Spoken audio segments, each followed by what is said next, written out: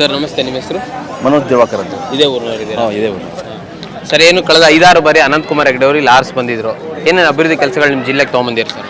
ನಮಗೆ ಅವ್ರ ಬಗ್ಗೆ ಅಷ್ಟೇನು ಗೊತ್ತಿಲ್ಲ. ಅವ್ರು ಯಾಕಂದರೆ ಒಂದು ಈಗ 2-3-4 ವರ್ಷದಿಂದ ಅಷ್ಟೇನು ಫೀಲ್ಡ್ನಲ್ಲಿ ಇರಲಿಲ್ಲ ಅವರು. ಹಾಗಾಗಿ ಈ ಸಲ ಅವ್ರಿಗೆ ಚೇಂಜ್ ಮಾಡಿದ್ದಾರೆ ಅನ್ನೋ ಅನಿಸ್ತದೆ.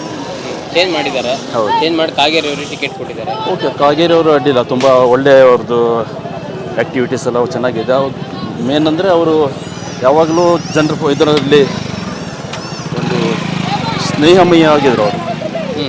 ಅವ್ರು ನಮ್ಗೆ ಲೈಕ್ ಆಗ್ತಾರೆ. ಅವರು ಅಡ್ಡಿಲ್ಲ, ಒಳ್ಳೆ ಕ್ಯಾಂಡಿಡೇಟ್ ಅನಿಸ್ತದೆ.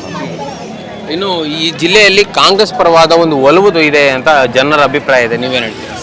ನನಗೇನು ಹಾಗೆ ಅನಿಸೋದಿಲ್ಲ. ಯಾಕಂದರೆ ಮೋದಿಯವರು ಬಿಟ್ಟು ಇಲ್ಲಿ ಯಾರಿಗೂ, ಮೋದಿ ಅಂದರೆ ಗೊತ್ತಲ್ಲ ನಿಮಗೆ, ಅವರು ಇಡೀ ನಮ್ಮ ಇಂಡಿಯಾದಲ್ಲೇ ಭಾಳ ಫೇಮಸ್ ಆಗಿದ್ದಾರೆ. ಅವ್ರಿಗೆ ಅಂದರೆ ದೇಶದ ಸಲುವಾಗಿ ಭಾಳ ಕೆಲಸ ಮಾಡಿದ್ದಾರೆ ಅವರು.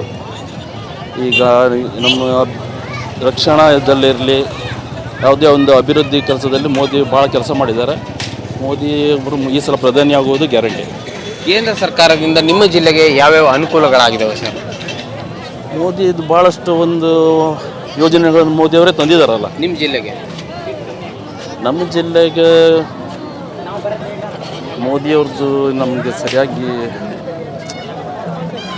PML ಯೋಜನೆ ಇರ್ಬೋದು, ಮತ್ತು ಯಾವುದದು ನೆನಪು ಬರ್ತಾಯಿಲ್ಲ ನನಗೆ. ಆದರೆ ಅವರು ವರ್ಕ್ ಮಾತ್ರ ಚೆನ್ನಾಗಿ ಮಾಡ್ತಾರೆ ಅವರು ಬಿಡ್ರಿ. ಅದ್ರ ಸಲುವಾಗಿ ನಾವು BJPನೇ ವೋಟ್ ಹಾಕೋದು ನಾವು ಈ ಸಲ. ಕಾಂಗ್ರೆಸ್ ಸರ್ಕಾರ ಕೊಟ್ಟಿರೋ ಗ್ಯಾರಂಟಿಗಳ ಬಗ್ಗೆ ಏನು ಹೇಳ್ತೀರಾ? ಗ್ಯಾರಂಟಿ ಕೊಟ್ಟಿದ್ದಾರೆ ಅವರು, ಇಲ್ಲ ಅನ್ನೋದಿಲ್ಲ. ಆದರೆ ಅದರಿಂದ ಬೇರೆ ಕಡೆಗೆ ಅದು ಮಿಸ್ಯೂಸ್ ಆಗಿದೆ ಅದು. ಯಾಕಂದರೆ ಈಗ ನೋಡಿ, ಅವ್ರು ಗ್ಯಾರಂಟಿ ಕೊಟ್ಟಿದ್ದಾರೆ, ಇನ್ನೊಂದು ಕಡೆ ರೇಟ್ ಜಾಸ್ತಿ ಮಾಡಿದ್ದಾರೆ ಅವರು. ಆ ಕಡೆಯಿಂದ ಈ ಕಡೆ ಬ್ಯಾಲೆನ್ಸ್ ಮಾಡ್ತಾ ಇದ್ದಾರೆ. ಏನು ಪ್ರಯೋಜನ ಹಾಗೆ ಮಾಡಿದರೆ? ಬೆಲೆಗಳ ರೇಟ್ ಏರಿದ್ದಾವೆ, ಹೌದಲ್ಲ? ಈ ಕಡೆಯಿಂದ ಗ್ಯಾರಂಟಿ ಕೊಡ್ತಾರೆ, ಆ ಕಡೆಯಿಂದ ಏರಿಸ್ತಾರೆ. ಏನು ಪ್ರಯೋಜನ ಆಯಿತು ಅದರಿಂದ? ಅದನ್ನು ನಾನು ನಂಬುವುದಿಲ್ಲ. ಅದು ಈಗ ನರೇಂದ್ರ ಮೋದಿ ಅವರು ಅಧಿಕಾರಕ್ಕೆ ಬಂದ ಮೊದಲ ಅವಧಿಯಲ್ಲಿ GST ತರ್ತಾರೆ, ನೋಟ್ ಬ್ಯಾನ್ ಆಗುತ್ತೆ, ಅದರಿಂದ ಎಲ್ಲ ಕಡೆ ಬೆಲೆ ಏರಿಕೆ ಆಯಿತು ಎಲ್ಲ ವಸ್ತುಗಳ ಮೇಲೆ ಅಂತಾರಲ್ಲ, ನೀವು? ಅದರಿಂದ ಆಗಿದ್ದು ಸುಳ್ಳು.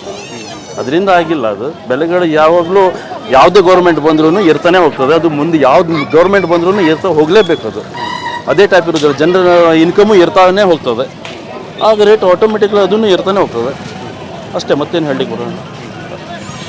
ಹಾಗಾದರೆ ಈ ಜಿಲ್ಲೆಯಲ್ಲಿ ಈ ಬಾರಿ ಯಾರನ್ನು ಆಯ್ಕೆ ಮಾಡ್ತೀರಾ ಸರ್?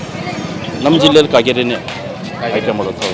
ಕಾಗೇರಿ ಅವರು ಇಲ್ಲಿ ಮಾಜಿ ಶಾಸಕರು ಕೂಡ ಆಗಿದ್ದರು, ಕಳೆದ 3 ಅವಧಿಯಲ್ಲಿ ಶಾಸಕರು ಕೂಡ ಆಗಿದ್ದರು. ಏನೇನು ಕೆಲಸ ಮಾಡಿದ್ದಾರೆ ಸರ್ ಶಾಸಕರು? ಅವರು ಸುಮಾರಷ್ಟು ಕೆಲಸ ಮಾಡಿದ್ದಾರೆ. ಇಲ್ಲಿ ಹಾಸ್ಪಿಟ್ಲ್ ಅಭಿವೃದ್ಧಿ ಆಗಿದೆ, ಬಸ್ ಸ್ಟ್ಯಾಂಡ್ ತಂದಿದ್ದಾರೆ, ಸಿದ್ದಾಪುರಲ್ಲಿ ಬಸ್ ಸ್ಟ್ಯಾಂಡ್ ಮಾಡಿದ್ದಾರೆ. ಹಾಗೆ ರೋಡ್ ಎಲ್ಲ ಸುಮಾರು ಆಗಿದ್ದಾವೆ. BJP ಗೌರ್ಮೆಂಟಲ್ಲಿದ್ದಾಗ ಅವ್ರು ಕೆಲಸ ಮಾಡಿದ್ದಾರೆ. Thank you.